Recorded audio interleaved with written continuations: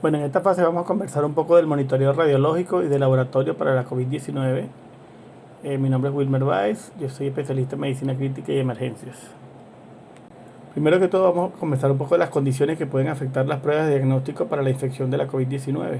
Entre ellas están las condiciones preanalíticas, donde está la recolección, la manipulación, el transporte y el uso inadecuado de los hisopos, la recolección del material inapropiado o de manera inadecuada, y por supuesto sustancias que interfieren y contaminan la muestra. Entre las condiciones analíticas están las pruebas fuera del periodo de ventana de diagnóstico y la recombinación viral activa y los ensayos mal validados. Debemos tener claro que la reacción en cadena de la polimerasa de transcripción reversa en tiempo real, o PCR-RT, es el estándar de referencia actual para diagnosticar los casos sospechosos de COVID-19.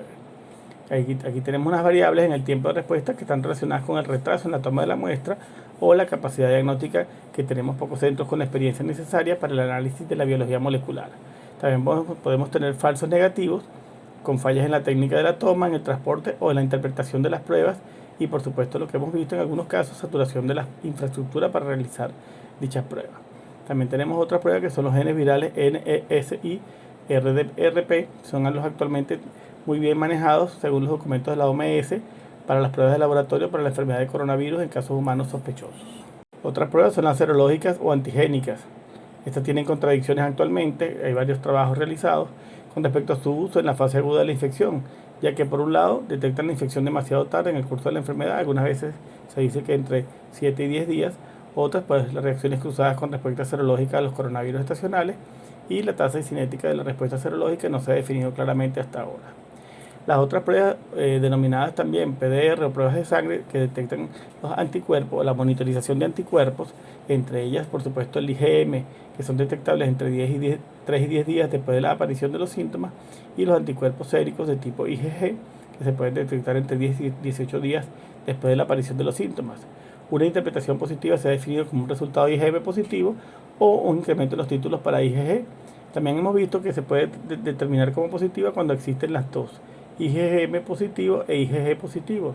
Sin embargo, en este periodo, cuando la IgG ya apareció positiva, estamos en una fase de recuperación o convalecencia. Esta imagen lo que sirve para determinar en los periodos en los cuales los test son apropiados para la fase aguda de la enfermedad, tanto para el PCR o los test antigénicos, y la fase apropiada para la convalecencia o la fase de anticuerpos.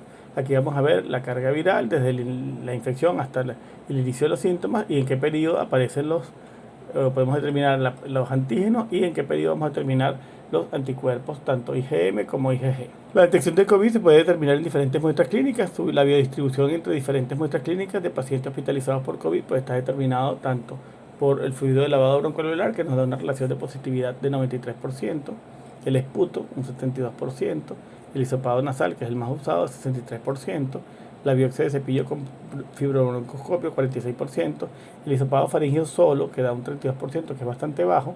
En las heces se ha encontrado un 29%, en la sangre 1%, y por supuesto no se ha encontrado ni se ha demostrado la presencia en la orina de la COVID-19.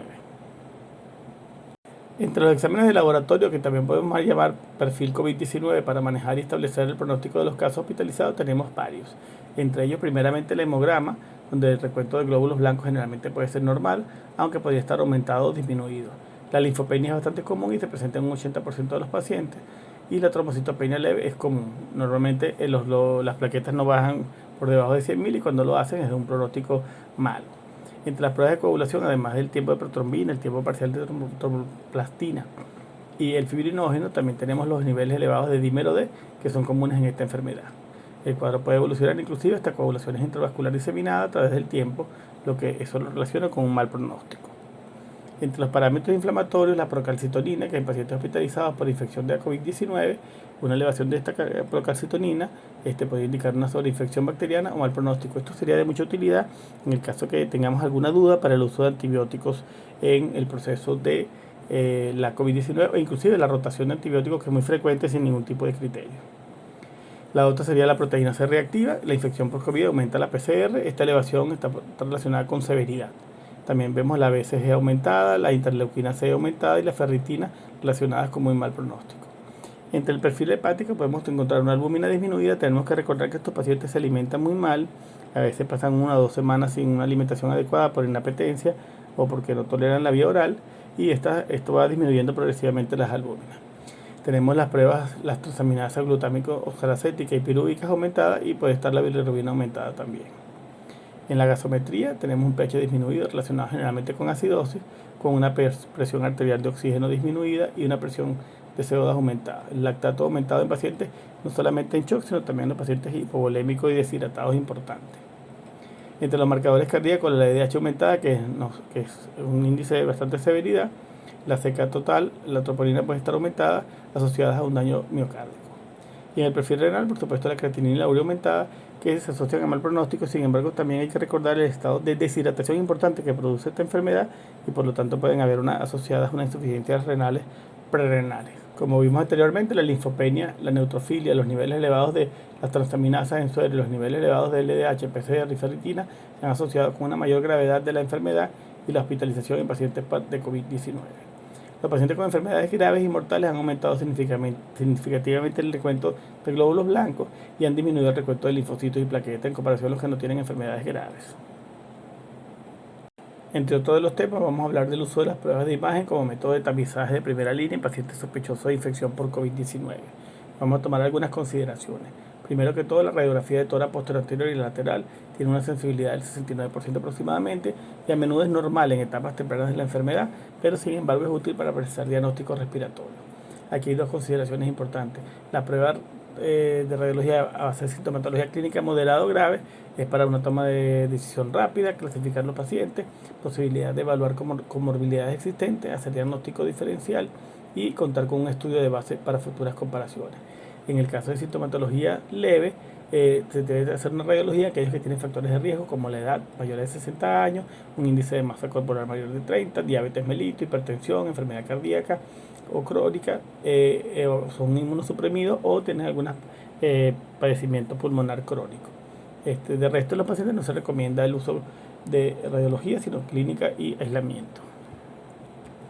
La tomografía computarizada de tórax simple ha demostrado amplia superioridad en la detección de densidades similares a vidrio despulido, que constituyen manifestaciones iniciales de la neumonía por SARS-CoV-2.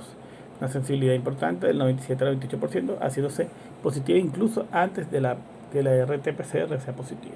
En nuestro país no todos los centros cuentan con tomografía computada o con médicos radiólogos, y a veces las distancias para la realización de las mismas pruebas es muy grande e implican una diseminación importante de la enfermedad en el trayecto.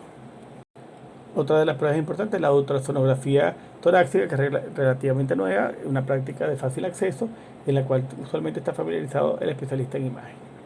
La presentación de esta infección se solapa con otras causas de distrés respiratorio como neumonías bacterianas, edema pulmonar, entre otros. La distribución de los focos de vidrio despulido manifestados en el ultrasonido, como un incremento de las líneas B confluentes, tanto subpleurales como peribroncovasculares, implica un contacto directo con el paciente con mayor posibilidad de contagio. Y otro estudio sería la angiotomografía de arterias pulmonares en la sospecha de una tromboembolía pulmonar importante. Algunas consideraciones especiales, por ejemplo, en el caso de las gestantes sospechosas de COVID, tiene que haber una consideración principalmente clínica respiratoria. En los casos severos se considera la utilización de la tomografía de tórax, un análisis de riesgo-beneficio. La paciente requerirá tratamiento y hospitalización. Evaluar el tiempo de gestación, de preferencia en un comité multidisciplinario, individualizando cada caso. El servicio de imagen en este contexto deberá ajustar la dosis de radiación y se entregará material de radioprotección para el área pélvica de la paciente gestante con sospecha de infección por COVID-19. Previamente se informará a la paciente y a familiares responsables sobre la necesidad de examen para la firma del consentimiento informado y potenciales riesgos de contraste con sus beneficios. En el caso de sintomatología moderada, se recomienda la utilización de rayos X de tórax con el uso de protección radiológica en el área pélvica. La utilización de radiación debe ser contemplada bajo el criterio riesgo-beneficio, de tal manera que se debe determinar si la imagen diagnóstica otorgará un aporte importante al tratamiento.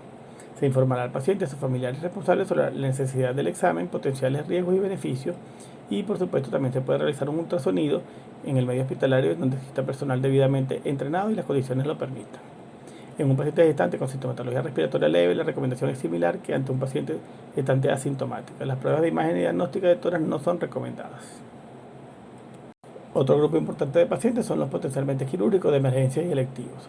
Aquí, por supuesto, debemos individualizar cada caso. Se recomienda confirmar la etiología de la sintomatología del paciente y en el caso de requerir intervención quirúrgica urgente o electiva, se deben realizar pruebas de detección para infección por SARS-CoV-2, ya sea RT-PCR o test rápido, de forma rutinaria. Para los pacientes que se sabe que son COVID-19 positivos o con una alta sospecha clínica de infección por SARS-CoV-2, se prefiere el tratamiento no quirúrgico si es factible y seguro para el paciente. En el paciente potencialmente quirúrgico cuya etiología no ha sido determinada, se recomienda utilizar adicionalmente a los métodos de diagnóstico empleados una tomografía computada de tórax como método de evaluación inicial.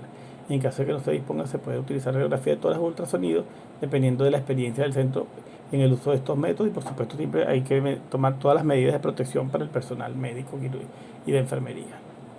En el caso de pacientes pediátricos sospechosos o confirmados con infección por SARS-CoV-2, debe tenerse en cuenta múltiples factores como la sensibilidad y la especificidad de los exámenes radiológicos, la disponibilidad y precisión de las pruebas de RT-PCR y por supuesto las consideraciones de dosis de radiación al tomar decisiones con respecto a las imágenes en pacientes pediátricos con sospecha de infección por SARS-CoV-2. Muchas gracias.